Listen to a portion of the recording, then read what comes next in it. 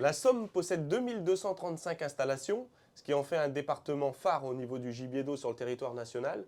Une majeure partie de ces huttes sont sur le domaine terrestre, environ 2000, et le reste sur le domaine public maritime. Donc on a deux baies, la baie de Somme et la baie d'Authie. Je suis aujourd'hui avec Florian Weber, qui est responsable des formations à la Fédération des chasseurs, et qui va nous montrer la manipulation des armes en toute sécurité dans les huttes de chasse. Bonjour Nico, donc on va parler un petit peu de sécurité dans la hutte. On va voir les principales armes qui sont utilisées à la hutte. Un fusil canard 12 et un fusil semi-automatique avec toutes les manipulations qu'on doit effectuer dans une hutte pour rester en toute sécurité. Voilà, donc on est à la hutte, on est aux guignettes. Les manipulations, on doit toujours les faire en extérieur.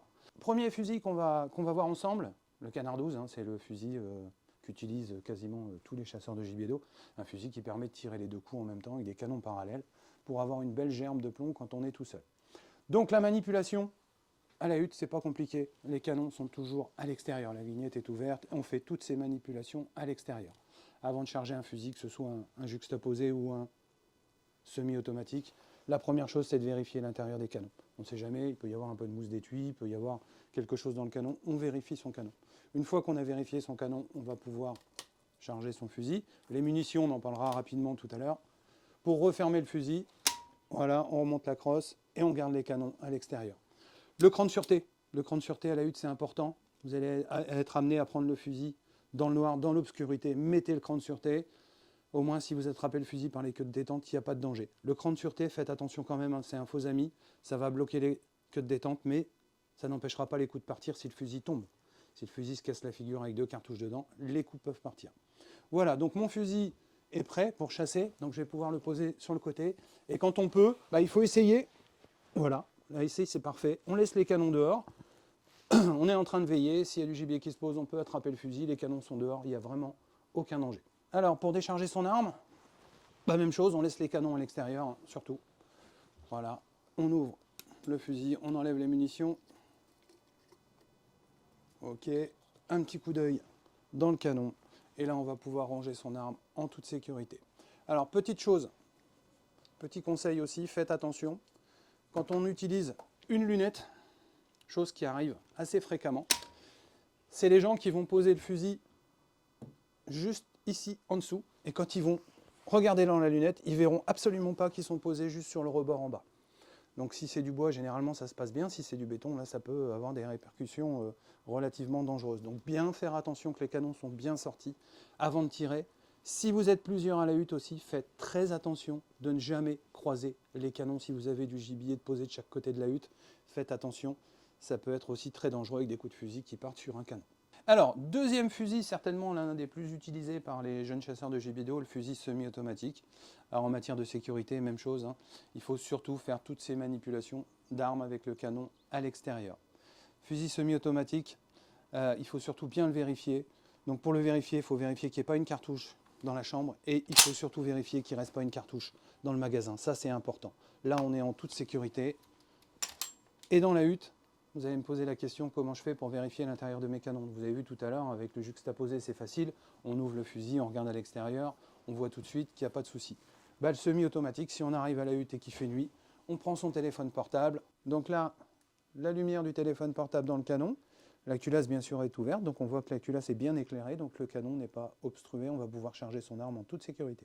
Pour charger votre fusil automatique, en toute sécurité, commencez par fermer la culasse. Si vous ne voulez pas faire trop de bruit, vous la retenez un petit peu. Faites attention qu'elle est bien coincée.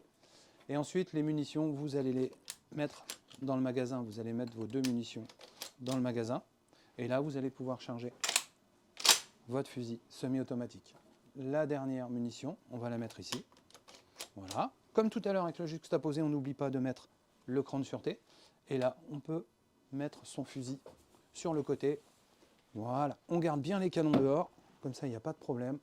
Et là, on est tranquille. Pour décharger le fusil semi-automatique, pareil, on garde ses canons à l'extérieur. Et on va enlever les munitions.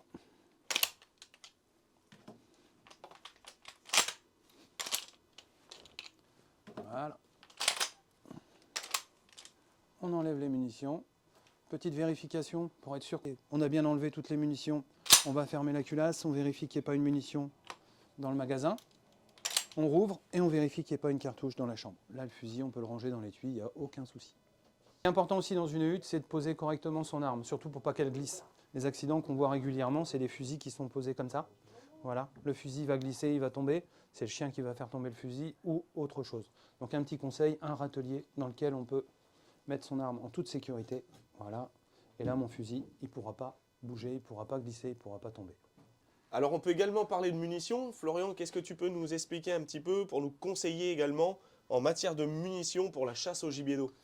Alors pour la chasse au gibier d'eau, bon, je ne vais pas vous apprendre que le plomb est interdit depuis très très longtemps. On ne va pas reprendre les dates, etc. Ce n'est pas très intéressant. Par contre, on a plusieurs types de munitions. On a des munitions acier, on a des munitions avec du tungstène, on a des munitions avec du zinc éteint, etc. On a plusieurs types de munitions. Par contre, attention en matière de sécurité à bien utiliser les bonnes munitions dans les bons fusils. Il faut vraiment que votre fusil soit éprouvé billes d'acier pour pouvoir tirer des 76 acier. Et un petit conseil aussi au niveau des chocs, ne mettez pas des chocs qui serrent trop quand vous tirez de l'acier. C'est des germes qui vont rester très serrés très longtemps. Donc on va plutôt tirer avec un demi-choc, voire un 3/4 de choc, pour avoir une bonne qualité de gerbe. Alors, opposé, franchement, je suis chasseur de gibier d'eau, l'acier, pour moi, c'est pas terrible. Par contre, on a des munitions de substitution qui marchent très très bien, qui sont pas trop chères non plus. On a le cuivre qui fonctionne bien. On a le bismuth qui marche bien. L'avantage du bismuth, c'est qu'on va pouvoir le tirer dans tous les fusils. Vous ressortez le vieux robuste du grand-père, vous mettez du bismuth dedans, c'est exactement comme si vous tiriez du plomb. La densité est quasiment la même et les résultats sont quasiment les mêmes. Donc on a pas mal de types de munitions et on peut très bien s'adapter en fonction des chasses qu'on va faire. Des cartouches pour tir au vol, des cartouches pour tir opposé. Les cartouches tungstène vont vous permettre de tirer comme les magnum plomb qu'on avait avant. On est quasiment dans les mêmes caractéristiques. Mais surtout, voyez votre armurier pour voir si votre fusil est bien éprouvé billes d'acier et tirez avec les bons chocs, ça c'est important. Alors encore un petit mot sur la sécurité dans les marais intérieurs. Hein. Très souvent, on ne peut pas aller dans les mares en cuissarde ou en waders comme on va le faire tout à l'heure en baie. Donc on utilise un bateau. Sachez que le bateau, c'est très dangereux avec une arme chargée dedans. Donc si vous devez prendre le bateau pour aller ramasser du gibier ou éventuellement achever un gibier blessé, surtout, vous chargez le fusil qu'au moment du tir. Et surtout, vous êtes seul dans le bateau. Les accidents qui arrivent fréquemment, c'est quand on est à 2 ou 3 dans le bateau avec des fusils chargés. Et là, ça devient très dangereux. Donc attention, très grande prudence avec les bateaux. Gilet de sauvetage éventuellement, ça il ne faut pas hésiter à en avoir à disposition, surtout s'il fait froid, hein. Si vous tombez dans de l'eau et qu'il fait -10, je peux vous dire que vous allez avoir beaucoup de mal à revenir. Et si vous êtes plusieurs à la hutte, quand il y en a un qui part en bateau, il y en a un qui garde la personne dans les jumelles en sécurité et qui est prêt à lui donner un coup de main si jamais ça se passe mal. Alors quelques petits éléments en matière de sécurité. Une fiche qui a été éditée par la Fédération des chasseurs avec le partenariat des associations de chasseurs au gibier d'eau. Donc c'est-à-dire les numéros d'urgence, donc le 112, le 15, le 18, les numéros à contacter en cas d'accident. Également l'application My15 qui est à télécharger. Et surtout de penser à mettre le numéro, les coordonnées GPS sur la géolocalisation des installations. On a travaillé sur ce dossier depuis maintenant une quinzaine d'années, sur les 2235 installations, près de 2000 huttes géolocalisées. Alors il faut savoir que ce listing est fourni aux services de secours et permet une intervention plus rapide en cas d'accident dans les installations. Alors une chose qui est vivement conseillée également, et ça c'est vraiment primordial pour la sécurité, c'est d'avoir deux choses. Le détecteur de monoxyde de carbone, il faut surtout vérifier bien sûr les piles chaque saison, et le détecteur de fumée. Ces deux éléments ne sont pas obligatoires mais sont vivement conseillés, ne serait-ce que par le biais du schéma départemental. Alors surtout, en matière de sécurité dans les huttes, pensez-y. Alors également, ce qui est important dans une hutte de chasse, c'est d'avoir une trousse à pharmacie avec les principaux éléments, comme on peut le voir sur la table, qui peuvent servir en premier secours. Alors dernier petit élément en matière de sécurité, déjà l'affichage de numéro d'immatriculation de hutte, ce qui est obligatoire et ne pas négliger. Et Florian, tu vas nous parler un petit peu du casque également? Ouais, on aurait pu en parler tout à l'heure, mais on va parler un petit peu du casque. Dans les huttes, on est dans des milieux confinés, les coups de fusil, ça résonne très très fort, donc n'hésitez pas à utiliser un casque. Bon là, c'est un casque avec amplificateur et ça coupe le son dès que c'est trop fort, donc c'est vraiment pratique. Et puis pour ceux qui sont un petit peu sourds, ça permet d'entendre des canards de plus loin, c'est pratique aussi.